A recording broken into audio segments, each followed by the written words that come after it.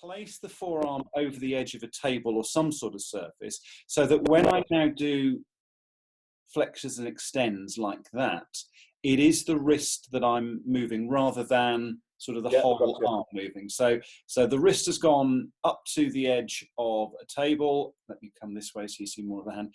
And probably, and I'll do the numbers. So I'll make this sort of like a little routine that when you just play it again, you just do it, and then there's your routine. So that's what we call flexion extension. We've then got, they're called deviations, called ulnar and radial deviation, just because of the direction they go. So can you see what I did? I then just put my hand on the supporting forearm to keep it still, and then I'm just ulnar and radial deviating as much as I can to each side. So they're the other motions. And when you do this a number of times, what you find, probably the range of motion will begin to increase. What I'm going to do is just squeeze the ball and relax. Doesn't matter, the ball doesn't have much give in it, but it's got, and obviously because it's the thumb. So if I was working a finger, obviously make sure the finger was squeezed, but I've got to make sure the thumb is part of that squeeze. So I'll let you go and retrieve Fido's.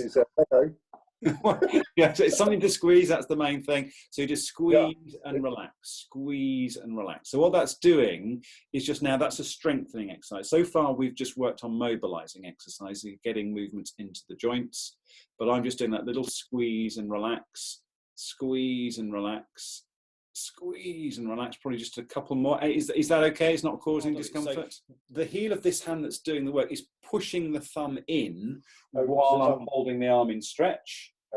And then once I've done that, I'm just going to find, sometimes there's an angle change. So that was how I started with the stretch, but then sometimes an angle change either gives a stronger stretch, or more importantly, a stretch in a place where you feel it needs to be stretched. So for me, I get a bit more of a, oh yeah, that feels quite good sort of stretch there. So that's quite key. And then you do the opposite as well, which is the hand out or the arm out with the palm up. And then I'm going to make sure the thumb is part of it as well. Now, if it wasn't the thumb, if we were just stretching the palm and the fingers, I'd do that. Because I want the thumb to be part of the stretch, I've huddled it in with my hand, and I'm opening up I can see by the exquisiteness on your face, there's a juicy stretch going on there, which we like.